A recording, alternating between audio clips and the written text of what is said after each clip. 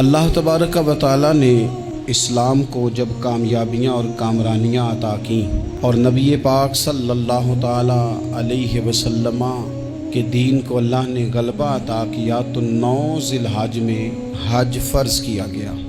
حج اس سے پہلے بھی کیا جاتا تھا، پرانی شریعتوں میں بھی حضرت ابراہیم علیہ السلام کے طریقے پر حج ہوتا تھا، پھر کفار مکہ نے، قریش مکہ نے اس میں کچھ غلط رسومات شامل کر دیں، کپڑے اتار کر معاذ اللہ کعبے کا طواف کرنا، قربانیوں کا گوشت خانہ کعبہ کی دیواروں سے ملنا اور بھی کئی بیہودہ رسومات اس پاکیزہ اور خوبصورت عمل کا حصہ بنا دی گئیں۔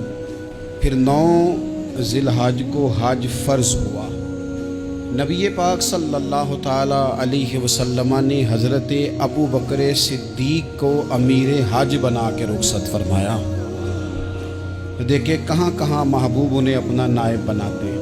اب 9 کو تو حضور نے حضرت ابو بکر صدیق کو امیر حج بنایا اور پھر اعلان فرمایا، جہاں جہاں مسلمان آبادیاں تھیں وہاں اعلان کر دیا گیا کہ آئندہ سال رسول پاک علیہ السلام خود حج کے لیے تشریف لے جائیں گے۔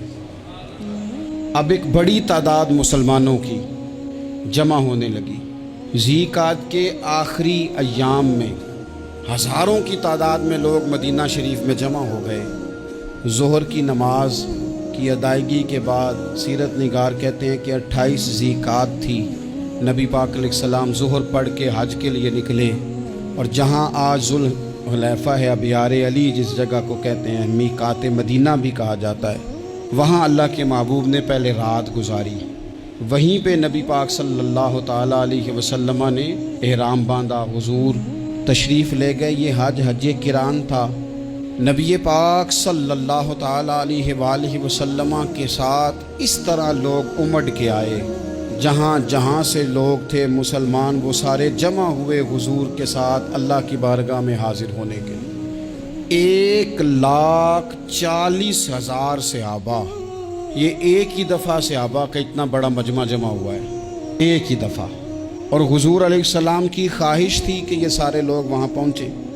محبوب کریم علیہ السلام 4 ذی الحج کو حضور علیہ السلام نے طواف کیا، صفا مروہ کیا، احرام نہیں کھولا، قربانیاں ساتھ تھیں، چونکہ یہ حج قران تھا۔ اللہ کے رسول صلی اللہ تعالیٰ علیہ وآلہ وسلم نے پھر 8 ذی الحج کو ظہر کی نماز جا کے منی کے میدان میں ادا کی۔ 9 ذی الحج کو مسجد نمرہ کے پاس کوہ صبیر پر جب سورج کی کرنیں چمکیں، قربان جائیں کیا نظارہ ہوگا۔ لبیک لبیک کی صدا آ رہی ہے، دیکھ کون رہے ہیں؟ مدینے والے محبوب صلی اللہ علیہ وسلم۔ حضور اس لشکر حسن کو لے کر، اس نور بھرے قافلے کو لے کے، یہ کون ہیں جو حضور کے ساتھ سارے نکلے ہیں؟ یہ کون ہیں سارے؟ یہ وہ فیروز بخت سعادت مند لوگ ہیں کہ ان میں سے جس نے ایک دفعہ بھی ایمان کی حالت میں حضور کو دیکھا اور پھر خاتمہ بالخیر بالایمان کے ساتھ دنیا سے رخصت ہوئے، یہ وہ لوگ ہیں کہ ولی اگر 60 سال بھی سارا دن روزہ رکھے، ساری رات نفل پڑھے، ہر برائی سے بچے، لیکن پھر بھی کسی صحابی کے قدموں کی خاک تک کو نہیں پہنچ سکتا۔ اور صحابی زیارت سے بنتا ہے، ولی عبادت سے بنتے ہیں۔ نبی پاک صلی اللہ تعالیٰ علیہ وسلم کے وہ سارے صحابہ کون ہیں؟ الصحابہ النجوم، یہ حضور کی چاروں جانب یہ چمک رہے ہیں، انہیں خود میرے نبی پاک نے ستارے فرمایا ہے۔ ایک سمت علی، ایک سمت عمر، صدیق ادھر، عثمان ادھر، ان جگمگ جگمگ تاروں میں بھلا مہتاب کا عالم کیا ہوگا؟ اور ہر کوئی فدا ہے بن دیکھے تو پھر دیدار کا عالم کیا ہوگا؟ تو نبی پاک صلی اللہ علیہ وسلم نے یہ وہ موقع تھا، 9 ذی الحج میدان عرفات، حضور صلی اللہ علیہ وسلم نے ظہر کی نماز ادا فرمائی، اور پھر کچھ توقف کے بعد حضور کے لیے اونٹنی پر کجاوا سجایا گیا۔ حضور اپنی کسوا نامی اونٹنی پر سوار ہوئے، میرے محبوب نے خطبہ دینے کا ارادہ فرمایا۔ رب کریم نے ارشاد فرمایا، الیوم اکملت لکم دینکم، آج میں نے تمہارے لیے تمہارا دین مکمل کر دیا ہے، مکمل ہو گیا دین، اس کے بعد کوئی اور دین نہیں آئے گا۔ اس آیت نے بتا دیا کہ حضور آخری نبی ہیں، دین مکمل ہو گیا۔ اب کسی اور پیغمبر کی، رسول کی، دین کی، کتاب کی ضرورت باقی؟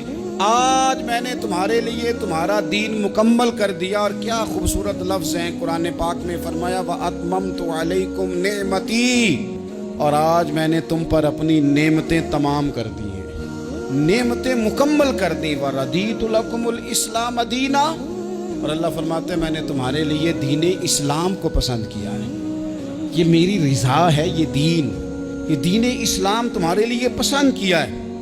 کوئی بندہ ساری زندگی مخلوق کی خدمت کرے، ساری زندگی رستوں سے کانٹے اٹھائے، ساری زندگی خیر کا کام کرے، کسی کو تکلیف نہ دے، لیکن اگر مسلمان نہیں نا، اگر کلمہ نہیں نہ پڑھتا، تو اس کی ساری عمر کی خیر بھی کسی کام کی نہیں۔ اس لیے کہ رب فرماتا ہے جڑ دین اسلام ہے، جڑ ہوگی تو پھر شاخیں قبول کی جائیں گی نا۔ تو اگر جڑ ہی سرے سے نہیں ہے تو خیر کرنے کا معنی، کچھ لوگ کفار کی، مشرکین کی تعریف کرتے ہیں کہ جناب بلے بلے اتنے ویلفیئر کام ہو رہے ہیں، تو یاد رکھو سب سے ضروری جڑ ہے۔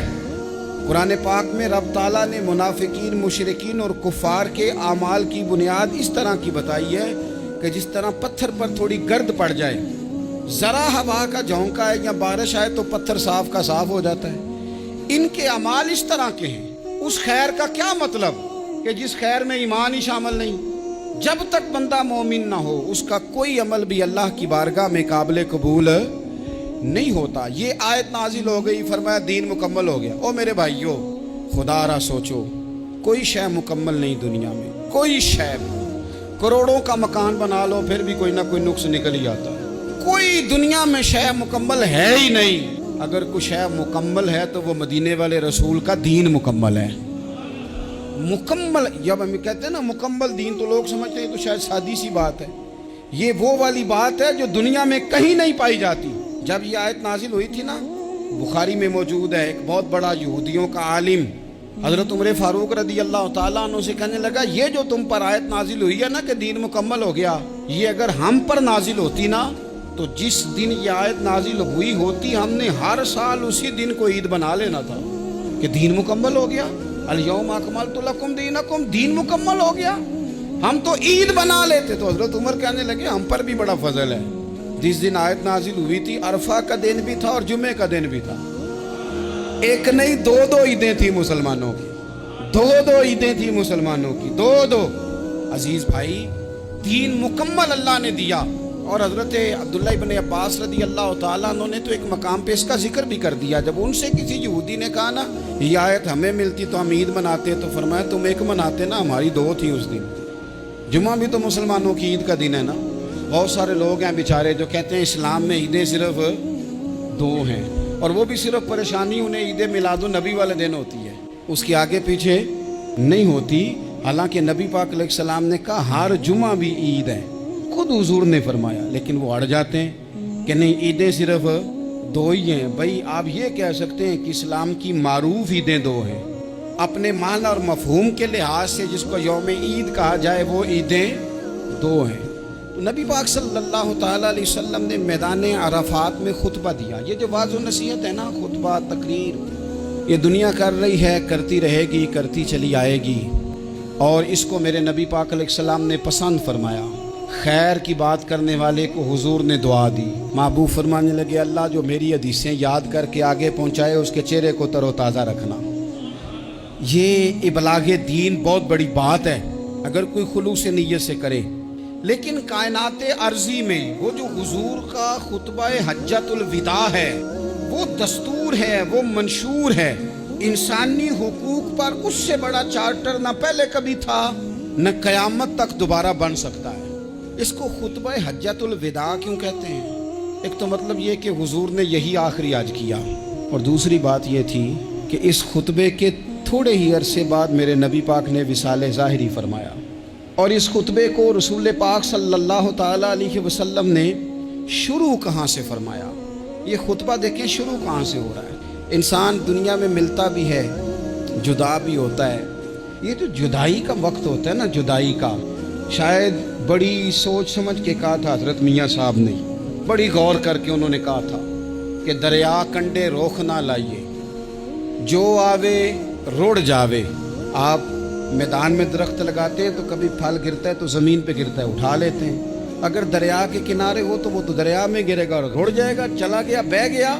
فرمانے لگے دریا کنڈے روخ نہ لائیے، جو آوے رڑ جاوے تے پردیسی نال نہ یاری لائیے، وہ دا جدوں دل کرے ٹر جاوے وہ تو چلا جاتا ہے۔ یہ خطبہ شروع کہاں سے ہو رہا ہے؟ یعنی ابھی آغاز کلام ہے، بات آگے آئے گی، آغاز کلام ہے۔ میں کہہ چکا ہوں ولی شاید عبادت کر کے بنے، تقوی اختیار کر کے بنے، ولی اللہ کی حرام کردہ ہر شے سے اجتناب کر کے بنے، وہ جس میں شبہ ہے اس سے بھی بچے تو پھر ولی بنے۔ لیکن صحابی تو حضور کی زیارت سے بنتا ہے نا، نبی پاک کی زیارت سے بنتا ہے۔ اور صحابہ تو وہ صحابہ تھے جن کی ہر صبح عید ہوتی تھی، خدا کا قرب حاصل تھا، نبی کی دید ہوتی تھی۔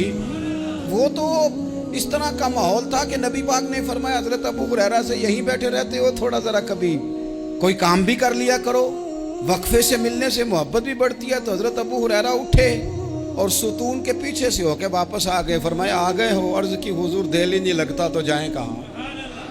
وہ جو حضور سے آ کے کہتے تھے نا یا رسول اللہ صلی اللہ علیہ وسلم، حضرت ثوبان بن مالک، حضور نے فرمایا پریشان دکھائی دیتے ہو؟ کہا یا رسول اللہ ایک بات پریشان کرتی ہے۔ کہا وہ کیا؟ عرض کی حضور دل بے چین ہوتا ہے تو زیارت کو آ جاتا ہوں، آج ایک عجیب خیال آیا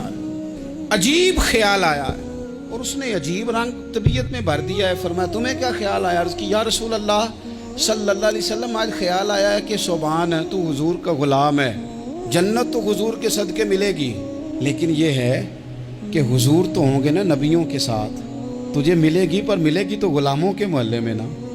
دل میں خیال آیا کہ وہاں زیارت بھی ہوگی کہ نہیں، وہ جنت میرے کس کاری جتھے یار نظر نہ آوے، زیارت بھی ہوگی کہ نہیں۔ حضور کی بارگاہ میں جب حضرت ثوبان نے عرض کی تو رب کریم نے فرمایا محبوب جو تیری اور تیرے رب کی اطاعت کرے نا، اولئک انعم اللہ علیہم من النبیین والصدیقین والشہداء والصالحین، فرمایا ان کو اللہ نبیوں کے، صدیقین کے، شہداء اور صالحین کے ساتھ ہی جنت میں اکٹھا فرمائے گا، وہ اکٹھے رہے گا۔ تو جن کو تو جنت میں بھی حضور کی زیارت کے بغیر چین نہیں تھا، ان کو حضور نے خطبہ حجۃ الوداع شروع کرتے وقت پہلا جملہ پتہ کیا کہا؟ حضور اونٹنی پہ ہے، احرام باندھا ہوا ہے، 1,40,000 کم و بیش غلام سامنے کھڑے، عرفات کا میدان۔ محبوب فرمانے لگے پہلا جملہ، جو درد والے تھے وہ تڑپ گئے، یہ سارے درد والے تھے لیکن کچھ زیادہ مزاج شناس تھے۔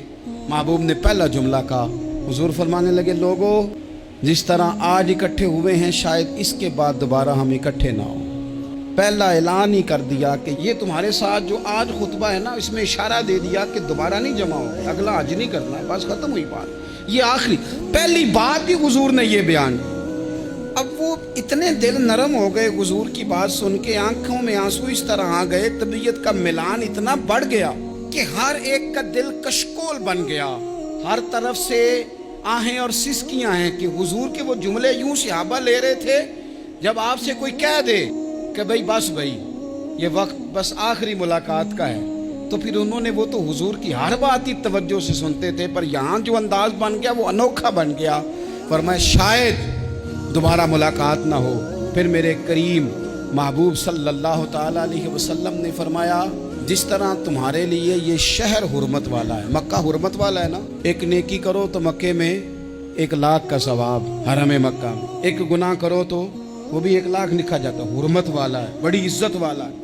فرمایا جس طرح یہ گھر عزت والا ہے کعبہ، جس طرح یہ شہر عزت والا ہے، فرمایا جس طرح آج کا دن حرمت والا ہے، مسلمانوں میں تمہیں بتا کے جا رہا ہوں، تمہیں سمجھا رہا ہوں، اسی طرح میں نے تم سب پر ایک دوسرے کے مال اور عزت کو حرمت والا کر دیا ہے۔ اور صحابہ کو نا حضور نے پہلے یہ سبق پورا حضور نے پوچھا، یہ بھی ذرا کمال ہے، یہ بخاری مسلم کی حدیث ہے، حضور نے صحابہ سے پوچھا 9 ذی الحج ہے، جمعے کا دن ہے، ذی الحج کا مہینہ ہے، سب کو پتہ ہے، لیکن نا آپ جمعہ پڑھنے ہیں تو میں آپ سے کہوں کہ آج آپ کون سا دن ہے تو آپ کہیں کہ جناب جمعہ ہے، عجیب آدمی ہے جمعہ پڑھا رہے ہو، لیکن جو صحابہ کا انداز ہے وہ اور ہے۔ حضور نے پوچھا آج یہ کون سا مہینہ ہے؟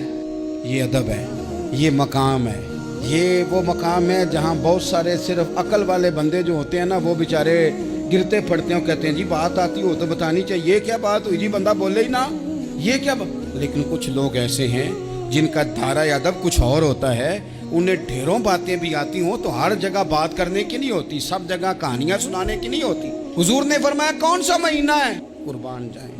بھیا کو زبان ہو کے کہنے لگے واللہ و رسولہ عالم، اللہ جانے اللہ کا رسول جانے، سانو تے قید سجن دا گہنا ہے، وہ جنج رکھے ایسا اونج رہنا ہے، ہمیں کیا پتا۔ پوچھا کسی نے، لکھا ہے صوفیاء نے، کسی نے پوچھا تمہیں پتہ نہیں، کہنے لگے چپ کر، ہمیں کیا پتا کون سا مہینہ ہے۔ تو حضور نے فرمایا آج تاریخ کون سی ہے؟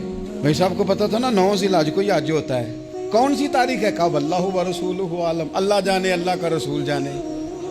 قربان جائیں۔ حضور نے پوچھا دن کون سا ہے؟ سب کو پتا ہے جمعہ ہے، کہنے لگے واللہ و رسولہ عالم، اللہ جانے اور اللہ کا۔ وہ صحابہ بتا کیوں نہیں رہے؟ تو اہل محبت کہتے ہیں صحابہ کا جواب یہ تھا ہمیں کوئی مہینوں سے غرض ہے، ہمیں کوئی دن سے غرض ہے، ہمیں کوئی تاریخ سے غرض ہے؟ حاجیو آؤ شہنشاہ کا روزہ دیکھو، کعبہ تو دیکھ چکے، کعبے کا بھی کعبہ دیکھو، ہمیں تو محبوب سے غرض ہے۔ مہینہ تھا ذی الحج کا، اگر حضور کہہ دیتے ذی الحج نہیں ذی قعدہ ہے تو ہم نے ذی قعدہ بنا لینا تھا۔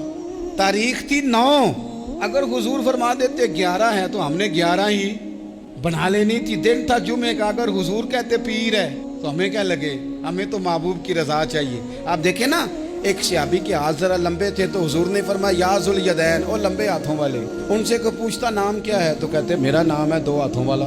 او بھائی میرے بھی 2 ہیں، تم کیوں 2 ہاتھوں والا؟ کہنے لگے یہ نہیں مجھے پتا، مجھے نبی پاک نے کہا 2 ہاتھوں والا، تو ٹھیک ہو گئی جو حضور نے نام رکھ دیا۔ تو حضور سید عالم نے پوچھا، پھر حضور نے حرمت یاد کرائی، فرمایا یاد رکھو یہ دن بھی بڑی عزت والا ہے، جمعے کا ہے، یہ مہینہ بھی بڑی حرمت والا ہے، ذی الحج کا ہے، یہ تاریخ بھی بڑی حرمت والی ہے، لیکن فرمایا جس طرح اس دن کی، اس شہر کی، اس مہینے کی تم نے عزت کرنی ہے، اسی طرح ایک دوسرے کے مال کا، ایک دوسرے کی عزت کا تم نے پاس کرنا۔ مسلمان بھائیوں، خدا را یہ حضور کہہ رہے ہیں یار، نبی پاک نے کعبہ کے سامنے کھڑے ہو کے فرمایا بیت اللہ تیری بڑی شان ہے، تیرا بڑا مرتبہ ہے، لیکن فرمایا میرے مومن کی عزت رب کی نظر میں کعبے سے بھی زیادہ ہے۔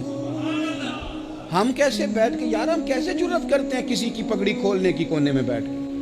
ہم اپنے گھر بیٹھ کے کسی پر تبصرہ کر گئے، کسی بندہ مومن کی عزت اچھال گئے، بالکل پتہ نہیں تھا بات کا اور ہم نے کہانی بنا دی پوری کی پوری، داستان سرائی کر گئے۔ صبح سے شام تک ہماری گپ شپ کا عنوان کیا ہے؟ کسی نہ کسی کا شکوہ، کسی نہ کسی کی شکایت، یہ ہماری گپ شپ ہے۔ خدا را حضور نے تو خطبہ حجۃ الوداع میں پہلا سبق یہ دیا تھا کہ میرے جانے کے بعد ایک دوسرے کی عزت کرنا، اور اسی خطبے میں ایک جگہ پہ فرمایا یہ نہ ہو کہ میرے جانے کے بعد تم ایک دوسرے کی گردنیں مارنے لگ جاؤ، ایک دوسرے کی عزتوں کا خیال کرنا، پاس کرنا۔ مسلمانوں، میرے عزیز بھائیوں، بزرگوں، عزتوں کا دفاع شروع کریں، تھوڑی دیر کے لیے اپنی زبان لوگوں کے اوپر تبصرہ کرنے سے کنٹرول میں لائیں۔ کچھ چیزیں ایسی، میں مختلف شہروں میں جاتا ہوں، جس شہر میں گئے وہاں لوگوں نے یہ کہا جناب یہاں جو مولانا ہے نا، بعض لوگ یہ باتیں بڑی چسکے لے کے سنتے ہیں، یہاں جو مولانا ہے نا وہ کچھ نہیں کرتے، آپ بڑے اچھے ہیں، یہاں جو پیر صاحب ہیں وہ بڑے گڑبڑ ہیں، آپ بڑے اچھے ہیں۔ تو میں ان سے کہتا ہوں کہ میں اس لیے اچھا ہوں کہ میں تھوڑی دیر کے لیے آیا ہوں، میں نے چلے جانا ہے، اور دوسری بات یہ کہ مجھے آپ جتنا مرضی اچھا کہہ لیں، میں نے رخصت ہو جانا ہے 2-3 گھنٹوں کے بعد۔ یہاں جس آدمی کا آپ شکوہ کر رہے ہیں نا، آپ اس کو جنازے کے لیے خبر کریں نہ کریں، اسے پتہ چل گیا نا محلے میں جنازہ ہو گیا، تو اسے کوئی کام بھی ہوا تو اس نے کہنا یار نہیں محلے میں فوتگی ہوگی، میں نے جنازہ پڑھانا ہے، اس نے جانا نہیں۔ تو کمزوریاں تو سب جگہ ہوتی ہیں، لیکن ان کمزوریوں کی وجہ سے آپس میں بغض پیدا کر لیا جائے گا، اور پھر کمال بات ہے نا کہ اپنی ساری کمزوریوں سمیت اپنے آپ سے پیار ہے، اپنے آپ سے محبت ہے، اور دوسرے کی ایک کا پتہ چل جائے تو ہمیں گھن آنے لگ جاتی۔ تو حضور نے خطبہ حجۃ الوداع کے موقع پر یہ بات ارشاد فرمائی۔ دوسرا حضور نے فرمایا لوگوں یاد رکھنا، یہ خطبہ حجۃ الوداع میں نبی پاک نے فرمایا، یہ حضور خطبہ دے رہے ہیں، اور اس وقت دے رہے ہیں جب حضور صحابہ کو بتا چکے ہیں کہ یہ آخری ملاقات ہے، جو دور دراز سے آئے ہیں ان کو بتایا ہے کہ یہ میری تمہاری جو مجلس ہے، جو محفل ہے، جو تم سے بات ہو رہی ہے، یہ آخری ہے۔ محبوب فرمانے لگے لوگوں یاد رکھنا قیامت قائم ہوگی۔ ان جملوں کا حسن ملاحظہ کر لیں، فرمایا قیامت قائم ہوگی तुम अपने रब से मुलाकात करोगे, और फरमाया तुम्हारा रब तुमसे तुम्हारे आमाल के बारे में पूछेगा। ये खुतबा हज्जतुल विदा में करीम ने फरमाया। सुबह तुम उठे, क्या अमल किया, अल्लाह पूछेगा। किसी से मुलाकात हुई, तर्ज क्या थी, सोच क्या थी, अल्लाह पूछेगा। लेन देन में क्या मामलात थे, तुम्हारे आमाल के, अल्लाह से मुलाकात होगी, वो खड़ा करके पूछेगा। और हदीस में कई जगह पे हुजूर ने फरमाया वो तुमसे सवाल करेगा, तुम्हें जवाब देना है। मेरे अजीज भाइयों, तैयार रहना चाहिए, तैयार। हम ना मिन्नत करते हैं आखिरी दिन हो ना, तनख्वाहदार लोग कहते हैं यार ये आखिरी अयाम चल रहे हैं, कोई खर्चा ना बताओ, इसलिए कि हिसाब के मत्थे लगना है। आखिरी दिनों में, बजट के दिनों में लोग परेशान होते हैं कि हिसाब देना है। जब रब से मुलाकात करेंगे और वो हिसाब मांगेगा, कितना मुश्किल काम है। और एक मकाम पे हुजूर ने फरमाया जिससे अल्लाह ने हिसाब मांगा वो तो उलझ गया, दुआ करो वो हिसाब मांगे ही ना, बेहिसाब ही बख्शिश फरमा दे। नबी पाक सल्लल्लाहु ताला अलैहि वसल्लम ने इरशाद फरमाया इसी खुतबा हज्जतुल विदा में, हुजूर फरमाने लगे सुन लो, मैंने तुम तक अल्लाह ताला का पैगाम पहुंचा दिया है। अब जिस शख्स के पास अमानत रखी हो उस पर लाजिम है कि वो अमानत उस तक पहुंचा दे जो उसका मालिक है।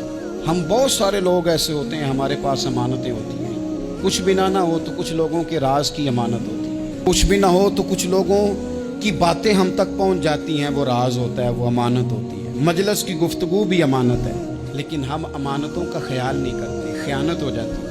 बहुत मोहतात होकर अपनी ज़िंदगी में अमानतों का ख्याल किया जाए। या अय्युहल्लज़ीना आमनू ला तख़ूनुल्लाह वर रसूला व तख़ूनू अमानातिकुम व अंतुम तालमून। अल्लाह फरमाते हैं ईमान वालों, ना रब से खयानत करना, ना रब के रसूल से खयानत करना, ना आपस में एक दूसरे से खयानत करना, जानते बूझते हुए ये काम ना करना। व अंतुम तालमून, जानते हो, तुम्हें पता है। कभी भी बददियानती का मुजाहरा न करें अपनी ज़िंदगी में, कभी भी। और ये भी याद रख लें, बच्चों को क्या पता कि हमारा अब्बा हलाल ला रहा है कि हराम ला रहा है। आप ला रहे हैं ना, तो वो तो बेचारे भोलेपन में खा रहे हैं, तो हिसाब आपने देना है। जिन्ना ली तू पाप कमाए हुन किथे नहीं हो तेरे कर दे, बुला ना। तो बच्चों का तो ये मामला है भाई, अल्लाह माशाल्लाह कि वो वक्त पे ही, शादी के 10-15 दिन के बाद ही उनको पैगाम मिल जाता है कि अगर हमारा अलहदा घर हो तो मैं मर्जी से सजाऊं, तो मैं मर्जी से संवारूं, तो मेरा कोई मतलब अपना सिलसिला हो, तो बड़े टाइम पे सारी बातें शुरू हो जाती हैं। वो तो मामला ही बिल्कुल और है। तो बिल्कुल किसी भी अमानत में कभी भी खयानत करने की कोशिश न करें। और याद रखें, माले हराम जहाँ आता है वहाँ बड़ी तबाही आती है। जहाँ लोग बददियानत हो जाते हैं वहाँ मामलात बड़े ख़राब हो जाते हैं। अल्लाह तबारक व तआला दयानतदारी की तौफीक अता फरमाए। हुजूर ने खुतबा हज्जतुल विदा के मौके पर फरमाया मैंने आज जाहलियत के सारे सूद ख़त्म कर दिए। नबी पाक मैदान अरफात में खड़े होकर फरमाने लगे जिस बंदे ने भी किसी से पैसे लिए हैं वो असल रकम देगा, जायद नहीं देगा। हुजूर के बड़े करीबी थे एक, फरमाया इन्होंने भी कुछ लोगों से पैसे लिए हुए, चूंकि वो सब लोग करते थे, हराम ही नहीं था।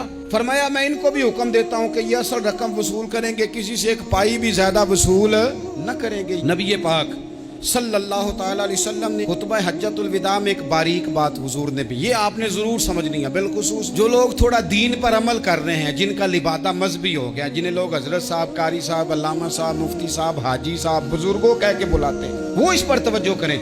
मेरे नबी पाक सल्लल्लाहु अलैहि वसल्लम ने खुतबा हज्जतुल विदा के मौके पर इरशाद फरमाया लोगों, शैतान अब मायूस हो गया है, वो तुमसे बुतों की पूजा नहीं करा सकेगा। हाँ, वो तुम्हें छोटे छोटे गुनाहों में मुब्तला करेगा, वो तुमसे छोटे छोटे ऐब कराएगा, तुम समझोगे ये तो गलती कोई नहीं। फरमाया उससे बच के रहना। अब वो मायूस हो गया, बुतों की पूजा नहीं करा सकता, तुम्हें अपनी पूजा नहीं करा सकता, लेकिन छोटी छोटी गलतियां। एक मकाम पे फरमाया ना, छोटा गुनाह होना तो मोमिन उसे पहाड़ समझता है, इतना बड़ा हो गया, और मुनाफिक कहता है ये तो कुछ भी नहीं। तो अपनी जिंदगी के अंदर छोटी छोटी कोताहियां, हजरत सादी फरमाया करते थे सैलाब अचानक नहीं आते, पहले छोटा सा सुराख होता है दरिया के किनारे, उसे बंद ना किया जाए फिर बड़ा हो जाता है, फिर वो टाइम आता है कि बंद टूट जाता है, बस्तियां डूब जाती हैं। पहले छोटा गुनाह इंसान करता है, छोटा, फिर उससे आगे बढ़ता जाता है और बड़ी बड़ी गलतियां होती हैं। अल्लाह तबारक व तआला हमें राई के दाने के बराबर भी गलती करने से महफूज फरमाए। नबी पाक सल्लल्लाहु ताला अलैहि वसल्लम ने इसी मौके पर इरशाद फरमाया लोगों, अल्लाह से डरते रहना और मैं तुम्हें औरतों के साथ भलाई की वसीयत करता हूँ। फरमाया रब ने तुम्हें इख्तियार दिया है, औरतें तुम्हारे सुपुर्द की हैं, इनसे अच्छा सलूक करना। फरमाया अगर कभी कोई इन पर तुम्हें सख्ती करनी भी पड़े तो उतनी करना जितनी उनकी गलती हो।